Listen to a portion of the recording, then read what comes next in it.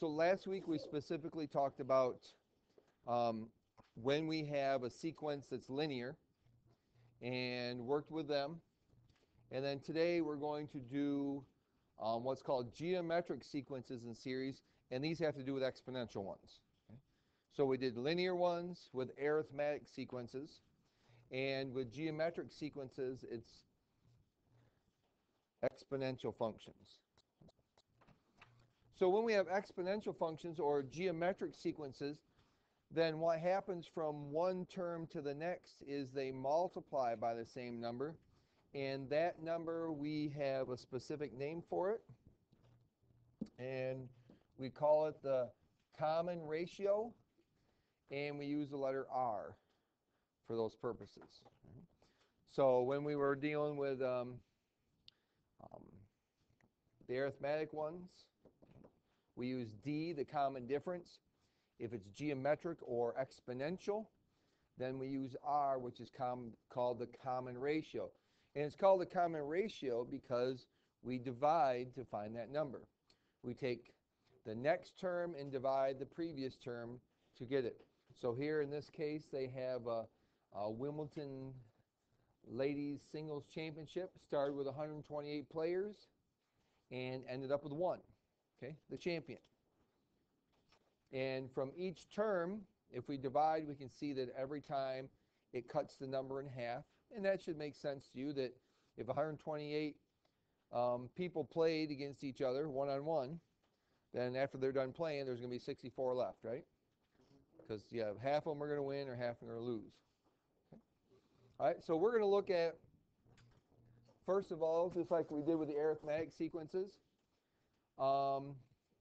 with the geometric ones, determining whether a sequence is geometric, but we're also going to look at the arithmetic. So we're going to do looking for geometric, arithmetic, okay, one or the other.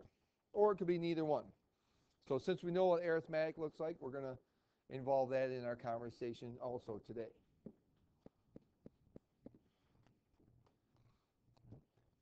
So for geometric, we're looking for a common ratio. So we take the next number, divide by the previous one to see if we get the same amount. If it's arithmetic, then when we subtract, we get the same amount. And most of the time, you should be able to look at them and see whether they are one or the other. So let's take a look at this first one. Okay. Are they multiplying by the same number to get the next term, or are they adding or subtracting to get the next term, or neither? Okay. Because in this case, what's happening then, Cody? Okay, so it's going down by 7. So this is an arithmetic sequence because the common difference is -7. Because each time, as we go from one term to the next, they subtract 7. So they want us to tell which kind it is, but then they also want us to find the common ratio or difference.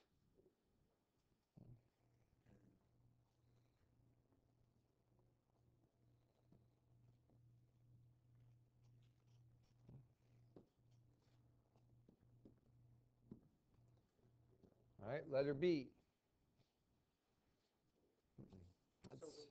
Yes, sir. Do we need, it says find the common ratio or difference. Mm-hmm. Do we need to find both? It can only be one. Okay, so. All right, you can't have both. Either they're multiplying by the same number to get the next one, or they're adding or subtracting. All right, you can't have both. Okay, so Right. if it's arithmetic, Then it's a common difference, right? Then it's D. If it's geometric, then it's R. Okay. Okay. All right, so let's look at this one. Let's see. From 180 to 90 is 90. From 90 to 60 is 30. So that can't be arithmetic, can it? No. All right, so let's try ratios. 90 over 180 is equal to 1/2. All right. 60 over 90 is equal to, okay, Cody's on the ball today. All right, 2/3. You agree with him? Okay. Are those things the same? Okay, so this would be neither. Okay, it's not arithmetic, it's not geometric.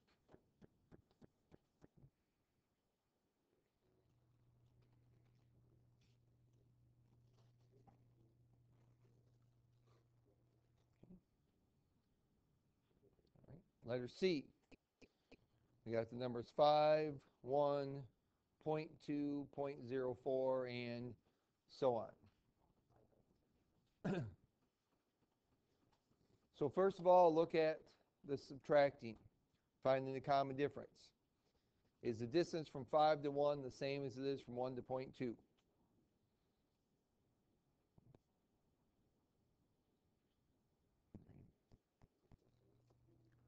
So 1 minus 5 is negative 4. 0.2 minus 1 is negative 0.8. Okay, those aren't the same. So it's not arithmetic. So we divide. 1 divided by 5 is 1/5 or 0.2.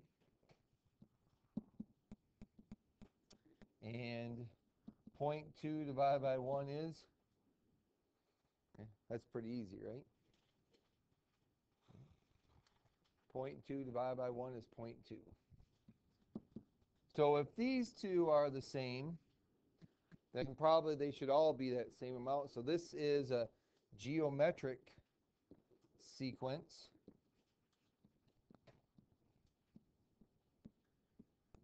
And this number we find here, when I do the ratios, is my common ratio. So that's the value of r then would be equal to 0.2 in this case.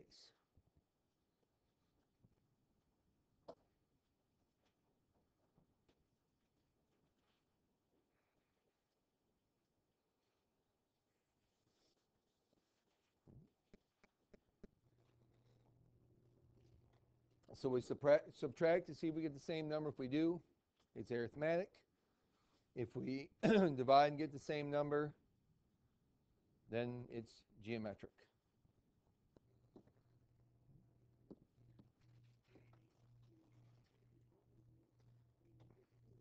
Okay, so since we know what it is to find a geometric sequence, here is the general formula for an arithmetic sequence. Now, there is two different ones to look at. First of all, this is a recursive formula. Anybody know why that one's a recursive formula?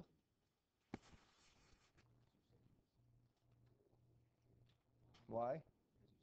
Because I said it is. Okay. That would be one reason why. This formula actually here does not show exponential. It says that r is the common ratio, but it has a sub n minus 1. Whenever you see the a sub n minus 1, that always takes the previous answer to get the next one. Okay? So the actual general rule for a geometric sequence is here. A sub n is equal to a sub 1 multiplied by r raised to the power n minus 1. So just like in the arithmetic, to find a specific term, we need to know n, the term number. We need to know the very first term, a sub 1. And in this case, we need to know the common ratio instead of the common difference. So once we know a sub 1, the value of n and r, we can find any term in a geometric sequence using this formula. Very similar to what we did in the arithmetic sequence ones.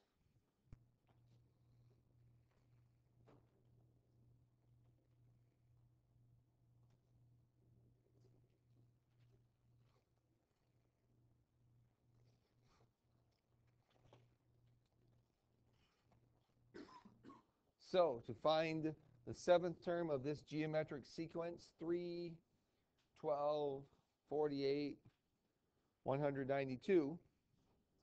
We need to find the common ratio. So we need to find R. Oops. We need to find R, and we need to know what A sub 1 is.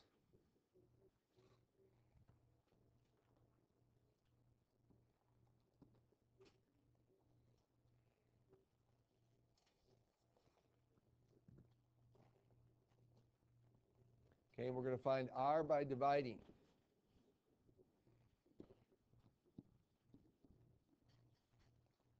And when you're doing this, if it tells you it's a geometric sequence, just use the easiest numbers you can find to do it. Okay, they might be somewhere in the middle of your sequence, actually. What's 12 divided by 3? 4. Okay, so R in this case is equal to 4. A sub 1 is our first term. That is 3.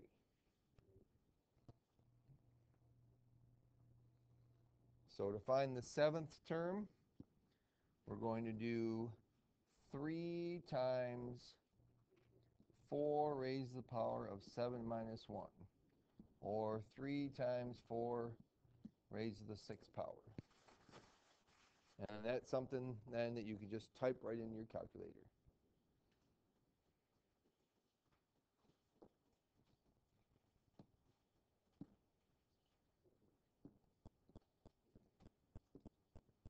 Now just make sure you don't multiply 3 times 4 and then raise that answer to the 6th power, because that's definitely not the case. Okay.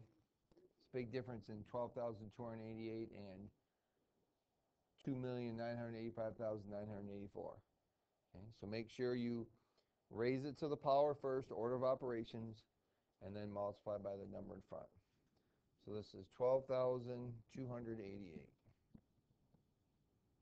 would be the seventh term. Very similar to what we did with arithmetic ones.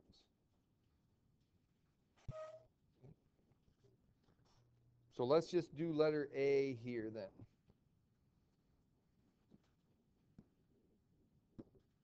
Okay? All right, so that's finding a specific term. Well, what if I know 2 terms and I want to find the unknown? Okay. So this is similar too, right, to what we did with arithmetic.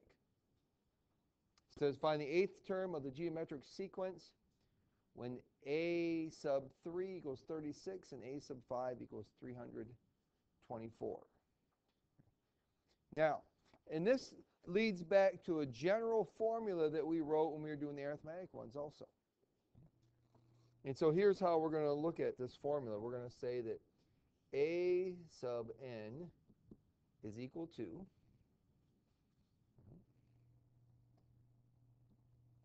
A sub n, where n and m are our term numbers, right? Okay, n and m are the term numbers. And this is multiplied by r raised to the power of n minus m. So instead of it being a 1 here, okay, it can be any number. That's all I'm saying. Okay? Instead of this being a 1, a sub 1 times r to the n minus 1, I can put any other number I want in there.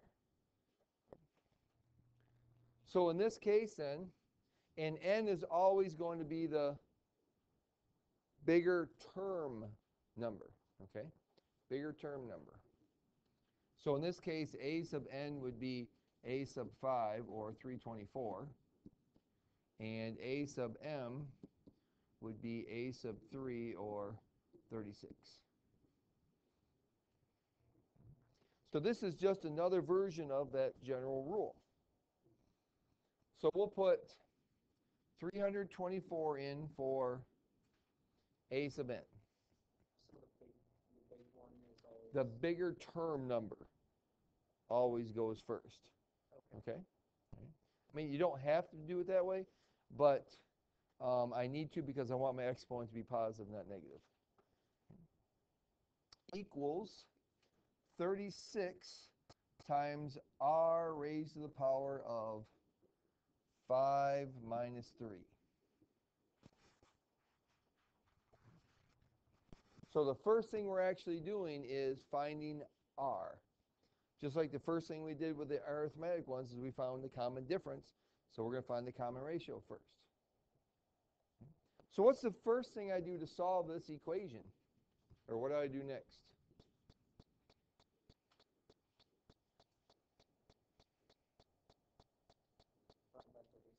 Okay. I'm trying to find r, so I need to get it by itself, right? Okay, so I need to divide by 36. So we get r squared equals, what's 324 divided by 36? Okay. Are you okay with what I'm doing? Okay. Anybody unsure of where these things are coming from? Okay. So instead of using 1 here and 1 here, I can use any number I want. It could be 57, yep. So now I have this quadratic equation, right? R squared equals 9. How do I find r then? Okay, take the square root. Well, what do I get when I take the square root of 9? You get plus or minus 3. So it's possible to get more than one answer. You may end up getting 2 answers. Sometimes, not always. Okay. So now they want us to find the 8th term, right?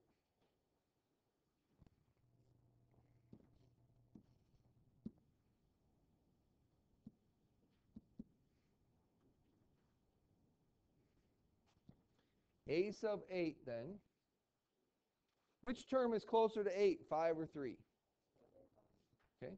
So a sub 8 would be equal to a sub 5 times r raised to the power of 8 minus 5. Right? Okay, if we use that same formula and same process of thinking. So a sub 8 is equal to 324 times 3 cubed, or it could be 324 times negative 3 cubed.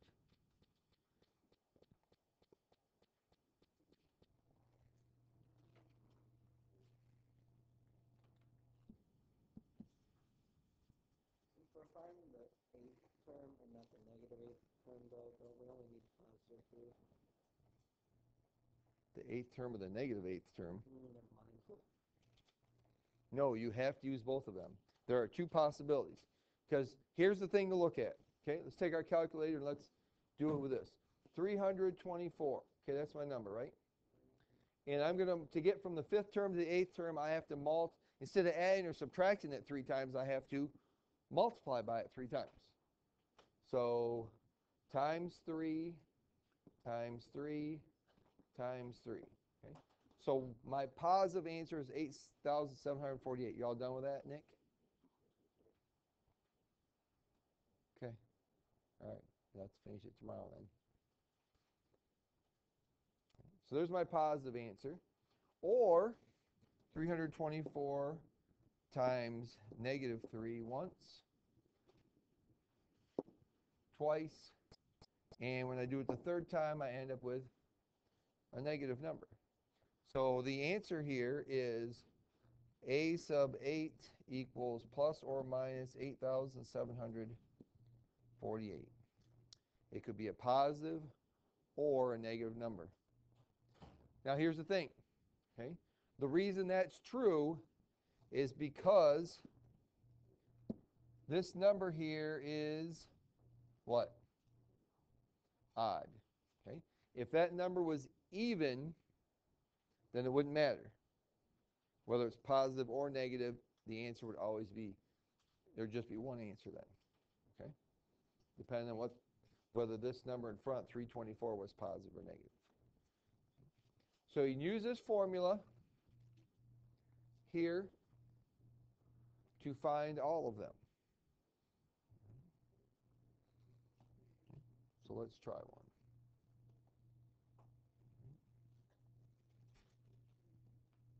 Let's do letter B here.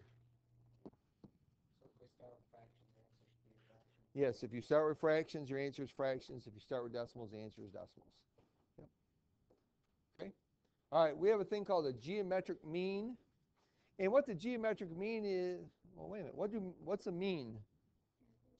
Okay, it's basically just your average, right? Okay, geometric mean is one of the easiest things in math. Okay, just like adding 5 and 5. All right. Because if you know the formula, which the formula says if I have A and B and they're positive numbers, the geometric mean is the square root of the product. Okay, you multiply the numbers together, take the square root. That's easier than the Pythagorean theorem. Geometric mean, square root of A times B. So square root of 4/9 times 25 over 36.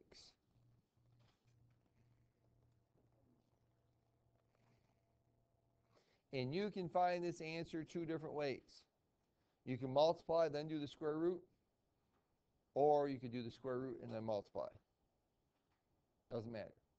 In this case, doing the square root and then multiplying would actually be easier because then I have numbers I can do in my head. How many of you know what 9 times 36 is? Okay, that's what I thought. Nobody does. How many of you know what the square root of 9 is? 3. Square root of 36. Okay, but you do know that, don't you? So in this case, then, square root of 4/9 is 2/3. Square root of 25 over 36 is 5 over 6. And you can multiply that. 10 over 18 or 5 over 9. All right. Geometric mean, just multiply them together.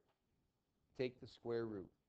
Or take the square root and then multiply them together. It doesn't matter because we have the properties of radicals that allows us to do that.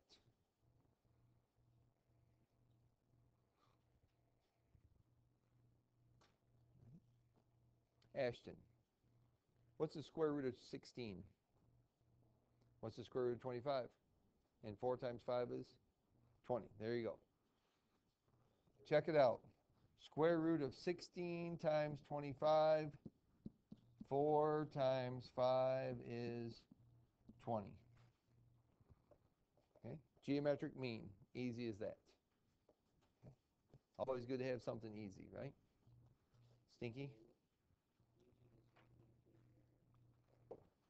All right, so we've done sequences. Let's look at the series now. How to find the sum of a geometric series. And just like with arithmetic series, you can write them all out and add them up if you want. Okay. We had a formula for arithmetic series. You could use them, use that formula, or you could just write them all down and add them up. Same with the geometric series. There is a formula for finding the sum, or you can just write them all down, add them all up. Okay? Up to you. Here's the formula. With this formula, we only need two things. The first term and r. First term and the common ratio. If you know those two things, you can find the sum by using this formula. And the biggest thing is then, it's just a matter of typing it in your calculator correctly, which sometimes is always an issue. Right, Mr. Prentice?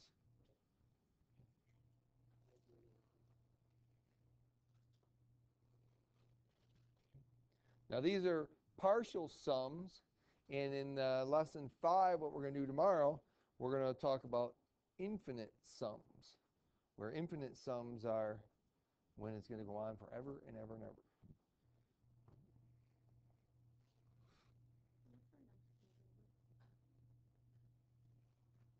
Let's get through this first.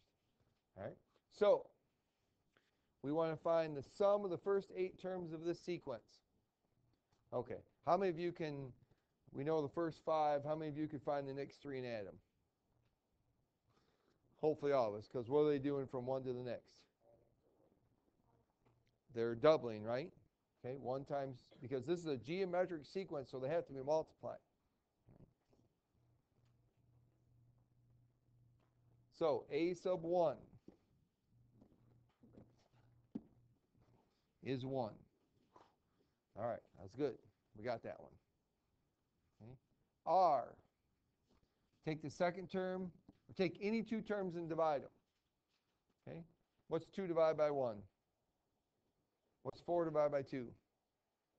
8 divided by 4. All right, so R is 2, and since we're finding the sum of the first 8 terms, then n is 8. So we use this really easy, cool, fun, exciting formula then.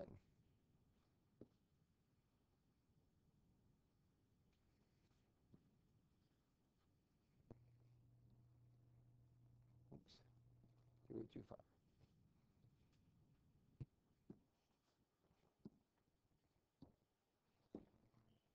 So S sub 8 equals A sub 1 times 1 minus R, which is 2 raised to the power of 8, divided by 1 minus 2. 8. Power of n. That's an n. Nope, that's an n. So my suggestion to you would be find the answer to the numerator, find the answer to the denominator, and then divide. Because sometimes it gets a little complicated, especially when you're dealing with fractions. So S sub 8 equals 1. Oh, I guess I don't need that 1. Because 1 times whatever is that number, right? Okay. What's 2 to the 8th power?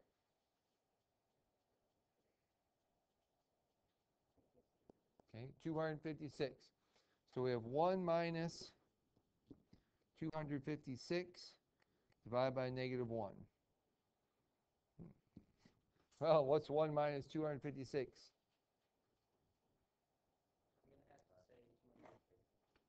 Okay. Negative 255, right? And negative 255 divided by negative 1 is positive 255. So I could do that using the formula, or I could have just taken my calculator. Let's see, 1 plus 2 plus 4 plus 8 plus 16 plus, oops, 166. Wow. Plus 8 plus 16 plus 32, right? All right, so that's 1, 2, 3, 4, 5, 6 plus 64. There's 7 plus 128 is 255. Okay. So I could have done it by hand or use a formula. Either way, it's up to you.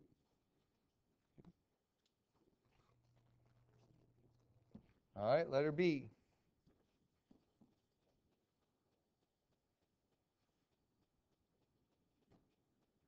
Go back straight.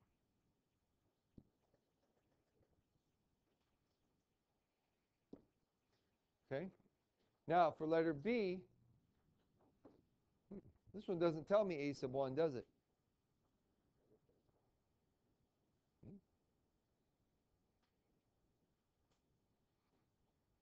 So Josh, how do I find A sub 1 in this case? Substitute 1 in for K. That's right. So we get 1, the absolute value of 1/2 raised to the power of 1 minus 1. Okay. Stephen, what's 1 minus 1? 0. Okay, and what's anything raised to the power of 0? 1. So my first term here is 1. Now, some people have problems seeing R in this case. Well, it's very simple. Whatever is raised to a power is r. So in this case, r is 1/2, because that's what's being raised to a power. And how about n in this case? What's the top number on the summation?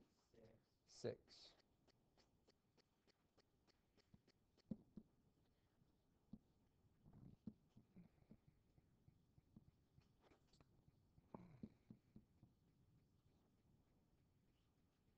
Now this is where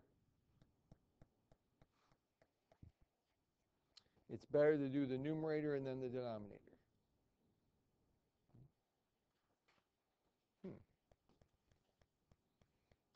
What's 2 to the 6th power? See, we got 2, 4, 8, 16, 32, 64. Okay? So in the numerator here, we have 1 minus 1 over 64. And in the denominator, we have 1/2.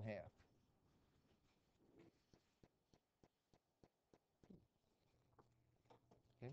How many of you know how to subtract from 1? I don't. Okay? What's 1 minus 1/64? Okay? 63 over 64. So this is 63 over 64 divided by 1/2. Okay? All right. So this is where I prefer fractions, just because I can do this without a calculator that way. Okay. Can I do it with a calculator? Certainly. You can. Oops, clear. 1 minus 1 divided by 64. I get that lovely decimal. And that decimal I'm going to divide by 0.5, and I get 1.96875. All right, and I'm going to tell you this right now. I want that answer as a fraction. Okay? 63 over 32.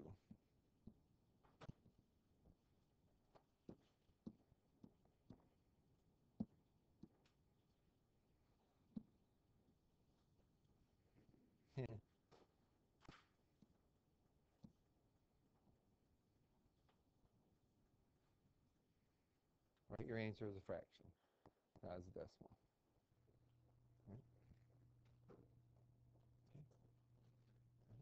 So for the summation ones, let's do, why don't you do letter B?